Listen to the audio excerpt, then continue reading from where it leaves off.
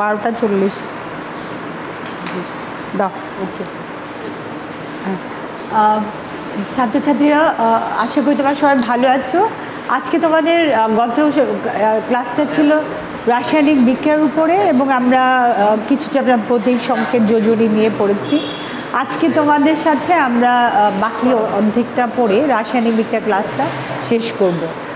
তার আগে আমি বলতে চাই যে তোমাদের বলেছিলাম যে যোজনীর যে চার্টটা, আশা করি তোমরা সেটা পড়েছো এবং সেখানে কি কি ছিল, যোজনী হাইড্রোজেনের যোজনী কত, অক্সিজেনের যোজনী কত, কার্বনের যোজনী কত, এবং তোমরা পড়েছো ধাতু, অধাতু, তারপর যৌগমূলক, এইসব তোমাদের আমি একটু পড়তে বলেছিলাম। আশা করি তোমরা রিভাইজ দিয়েছো। এখন আমি তোমাদেরকে রাসায়নিক সমীকরণ নিয়ে কথা বলবো। রাসায়নিক সমীকরণ।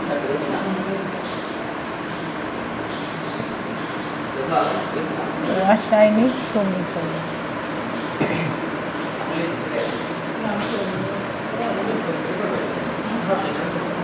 রাসায়নিক সমীকরণ কাকে বলবে তোমরা বলো তো? দেখো, বিক্রিয়া দু ধরনের আছে, একটা হচ্ছে ভৌত বিক্রিয়া, আরেকটা হচ্ছে রাসায়নিক বিক্রিয়া। ভৌত বিক্রিয়াতে সাধারণত পদার্থগুলো কোনো পরিবর্তন হয় না। যেমন ধরো তুমি যদি চাল আর ডাল মিশাও, সেখানে কোনো রাসায়নিক বিক্রিয়া ঘটে না, কারণ পদার্থগুলো যার যার গুণ অনুসারে থেকে যায়। কিন্তু যে বিক্রিয়া পদার্থগুলোর মৌলিক পরিবর্তন ঘটে যায়, তখন সেগুলোকে বলবো আমরা রাসায়নিক বিক্রিয়া। তো সাধারণত তোমার রাসায়নিক বিক্রিয়া কী হয়, দুই বা ততোধিক মৌলিক পদার্থের মধ্যে বিক্রিয়ার ফলে একটা নতুন পদার্থ তৈরি হয়। যেমন এগুলো তখন আমরা একটা সমীকরণের মাধ্যমে প্রকাশ করি। যেমন ধরো হাইড্রোজেন এসে অক্সিজেনের সাথে যুক্ত হয়ে সে কী করবে, পানি তৈরি করবে, H2O।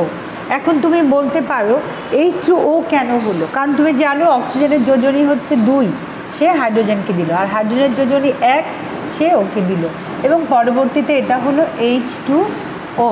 তাহলে দেখো, হাইড্রোজেন একটা গ্যাসীয় মৌল, অক্সিজেন একটা গ্যাসীয় মৌল, দুইটা গ্যাসীয় মৌল একত্রিত হয়ে পানি তৈরি করলো। এবং পানিকে জানো বলো তো, পানি হচ্ছে একটা তরল। তোমরা জানো যে আমরা তরল পদার্থ পানি, তরল পদার্থ, এবং এটা হচ্ছে পানি। আর এটা হলো গ্যাসীয় মৌল,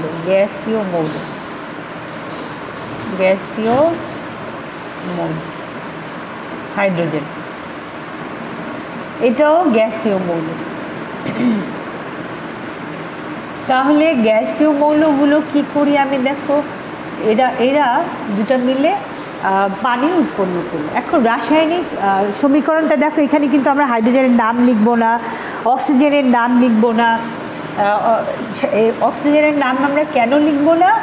আমরা লিখবো না এই জন্য, কারণ হলো এইটা লিখতে গেলে তুমি রাসায়নিক বিক্রিয়াটা শর্ট করে লিখতে পারবে না। সেই জন্য আমরা এর আগের ক্লাসগুলোতে তোমাদেরকে যোজনী, তারপর প্রতীক, সংকেত নিয়ে কথা বলেছি। এবং দেখো, হাইড্রোজেন হচ্ছে হাইড্রোজেনের, এটা হলো হাইড্রোজেন সংকেত, এটা হলো অক্সিজেনের সংকেত, এবং এরা দুই অণু মিলে কি করছে, এখানে 2 অণু পানি তৈরি করেছে। এটা হলো রাসায়নিক বিক্রিয়া।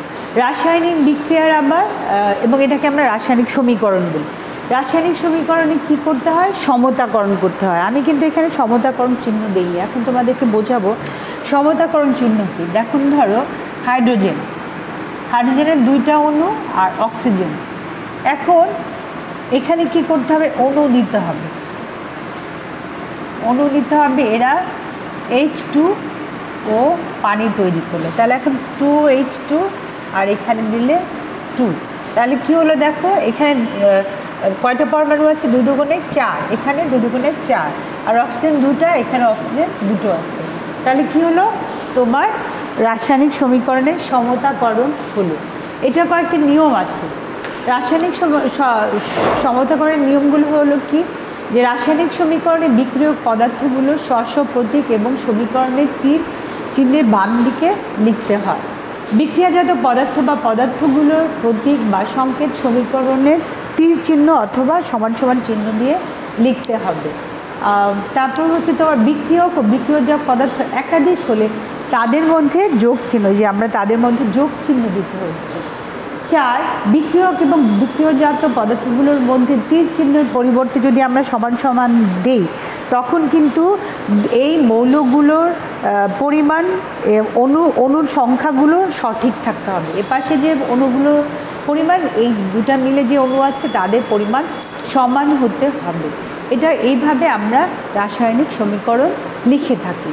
আচ্ছা, যেমন ধরো এটাতে দেখলে কার্বন প্লাস অক্সিজেন কি হলো CO2, এটা হলো এখন দেখো এখানে একটা কার্বন, এখানে দুটো অক্সিজেন, সমান সমান কার্বন ডাইঅক্সাইড তৈরি হলো। এখানে এদের অণুগুলোর পরিমাণ সমান আছে এবং রাসায়নিক সমীকরণ আমরা এইভাবে লিখব। এটাকে বলে রাসায়নিক সমীকরণের সমতাকরণ। এরপরে আমরা দেখব যে কিভাবে রাসায়নিক বিক্রিয়া কত প্রকার এবং কি কি। রাসায়নিক বিক্রিয়া হলো সংযোজন। রাসায়নিক বিক্রিয়াগুলো আমি এখানে একটু মুছে ফেলি, তাহলে তোমাদের নতুনটা লিখতে পারবো। রাসায়নিক বিক্রিয়া হলো 4 প্রকার, 5 প্রকার রাসায়নিক বিক্রিয়া।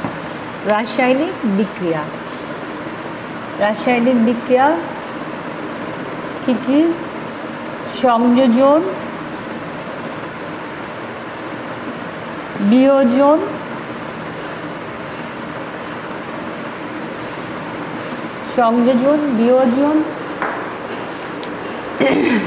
দহন,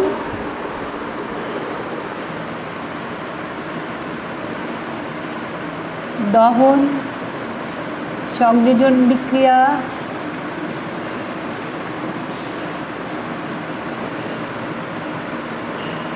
প্রতিস্থাপন বিক্রিয়া।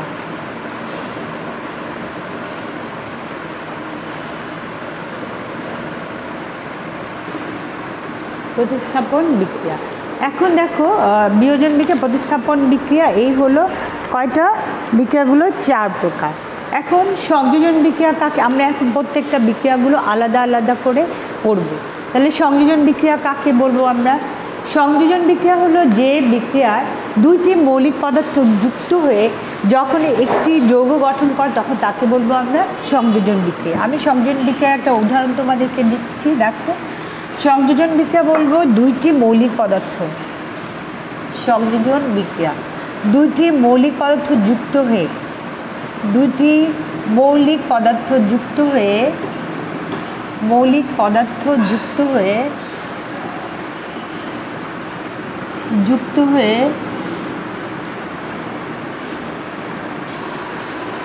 যখন একটি যৌগ গঠন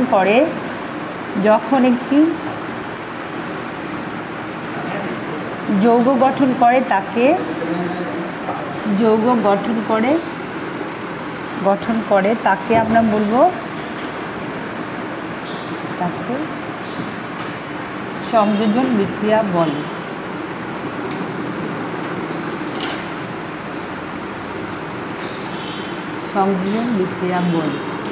এখন দেখো এখানে কি হবে তোমাদের সংযোজন বিক্রিয়া? জিঙ্ক প্লাস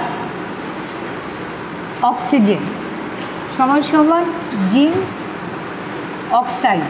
এখন দেখো জিঙ্কের যোজনী 2, অক্সিজেনের যোজনী হলো 2 এবং তোমার এটা হলো 2 অণু জিঙ্ক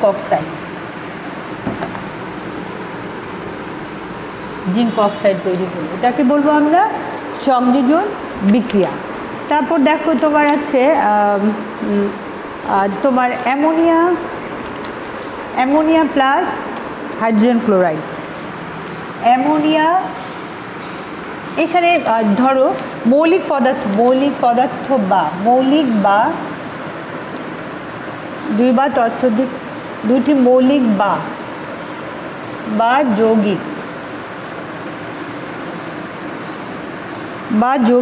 পদার্থ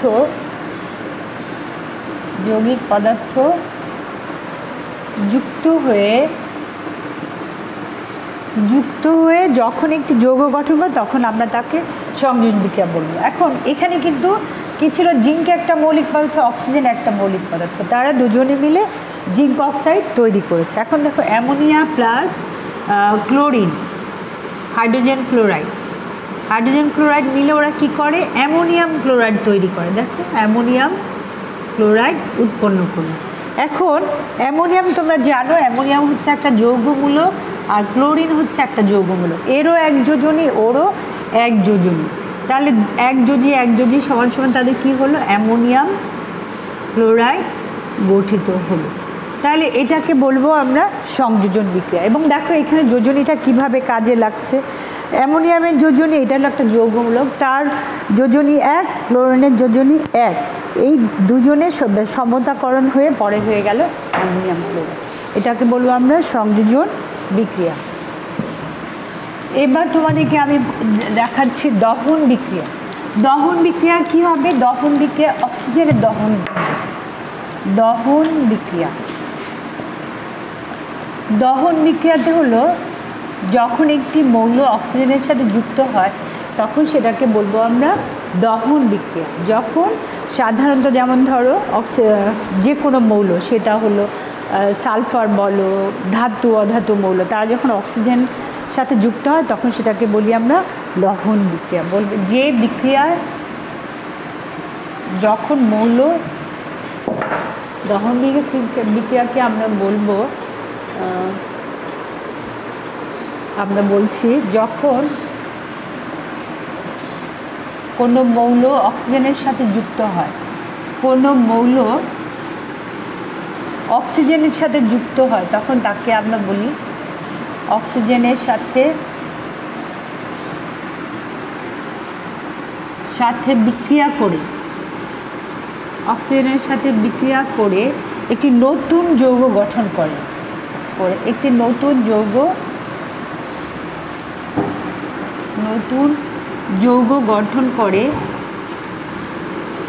গঠন করে তাকে আমরা বলবো দহন বিক্রিয়া। গঠন করে তাকে বলি দহন বিক্রিয়া।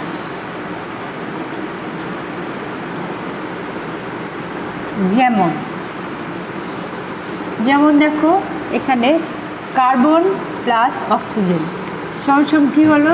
CO2। তারপর হলো sulphur plus oxygen, sulphur die oxide. তারপর তোমার হচ্ছে কপার প্লাস অক্সিজেন সমান কপার অক্সাইড তৈরি হলো। দেখো এগুলো সব হচ্ছে দহন বিক্রিয়া, ঠিক আছে। এরপর আমরা চলে যাব প্রতিস্থাপন বিক্রিয়া। প্রতিস্থাপন বিক্রিয়াটা কি তোমরা নিশ্চয়ই এটা তুলে ফেলেছো। আমি এখন তোমাদের প্রতিস্থাপন, এই খাও আপা, তো নাও, ভুলেই গেছে একদম। হ্যাঁ আচ্ছা, প্রতিস্থাপন বিক্রিয়া।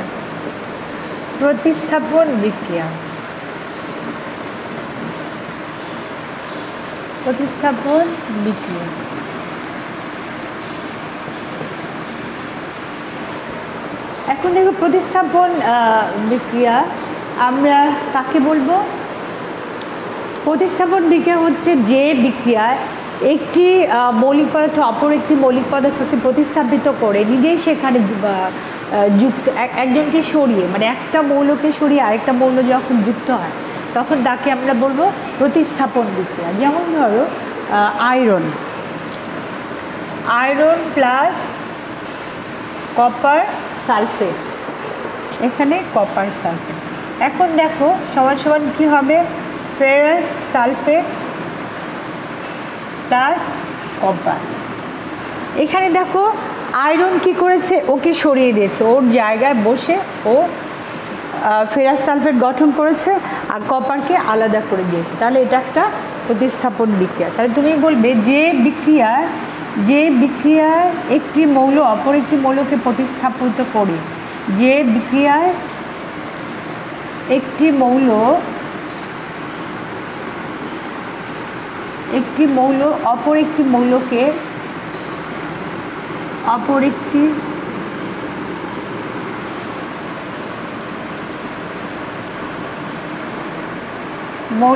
প্রতিস্থাপিত করে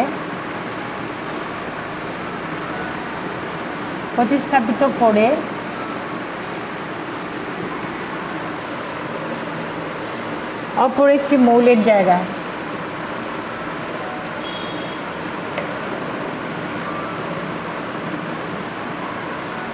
অপর একটি মৌলের জায়গায়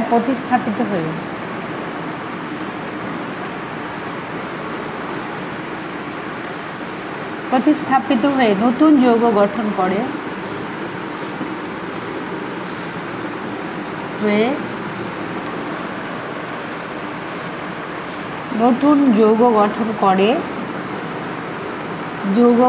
করে তাকে আমরা বলবো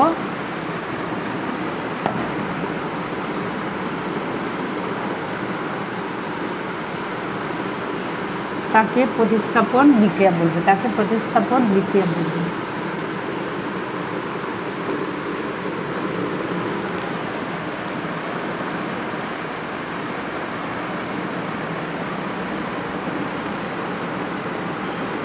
আমরা প্রতিস্থাপন বিক্রিয়া বলি। তাহলে দেখো এখানে কি দেখলাম আমরা, আয়রন কপারকে সরিয়ে ফেরাস সালফেট গঠন করেছে এবং কপারকে আলাদা করেছে। তাহলে এটা একটা প্রতিস্থাপন। Is that clear? আমার মনে হয় তোমরা এটা বুঝেছো যে একটা মৌলকে সরিয়ে সে আরেকটা মৌল নতুন একটা যৌগ গঠন করলে এবং মৌলটা মানে আগের মৌলটাকে সরিয়ে দেয়। মানে এখানে আয়রন আলাদা ছিল, আয়রন কপারের জায়গায় এসে ফেরাস সালফেট গঠন করলো এবং কপার আলাদা হয়ে গেল। তাহলে এখন কি হলো, অপর একটি মৌলের জায়গায় প্রতিস্থাপিত হয়ে নতুন যৌগ গঠন করে তাকে প্রতিস্থাপন বিক্রিয়া বলে। এবার আমরা চলে যাব তোমার পরের বিক্রিয়াটা হচ্ছে প্রতিস্থাপনের পরে আমরা চলে যাব বিয়োজন বিক্রিয়া। বিয়োজন বিক্রিয়া কি হয়, সাধারণত মৌলগুলো আলাদা হয়ে যায়। হ্যাঁ, ধর একটা যৌগিক পদার্থ আছে এবং তাকে তাপ দেওয়া হয়, তাপ দেওয়ার ফলে সে বিয়োজিত হয়, তখন সেটাকে আমরা বলবো বিয়োজন বিক্রিয়া। যেমন ধরো বিয়োজন বিক্রিয়াটা আমরা একটু দেখি। বিয়োজন বিক্রিয়া, তাহলে দেখো বিয়োজন বিক্রিয়া আমরা কি বলবো, ক্যালসিয়াম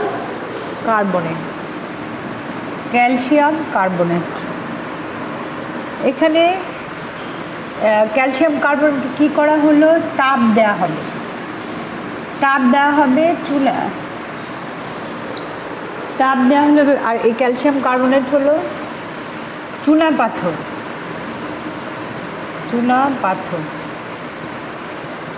তাপ দিয়ে কি হলো, calcium oxide plus carbon die oxide.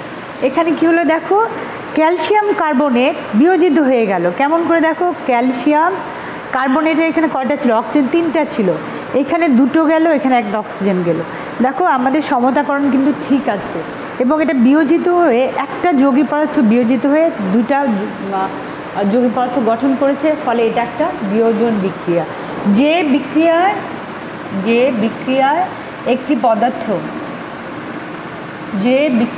একটি যৌগিক পদার্থ বিয়োজিত হয়, একটি যৌগিক পদার্থ বাহ্যিক যৌগিক পদার্থ বাহ্যিক প্রভাবকের মাধ্যমে বিয়োজিত হয়, প্রভাবকের দ্বারা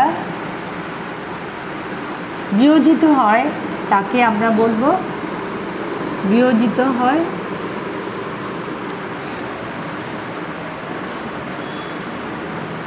তাকে বিয়োজন বিক্রিয়া বলে।